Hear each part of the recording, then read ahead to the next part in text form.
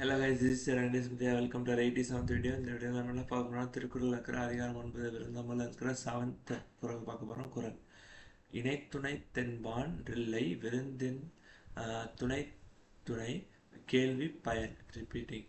இணைத்துணை தென்ப தொன்றில்லை விருந்தின் துணை துணை கேள்வி பயன். இதோட பொருள் என்னன்னா, விருந்தோம்பலோட பலன் வந்து இவ்வளோதான்னு நம்மளால் அளவு பண்ணி சொல்ல முடியாது.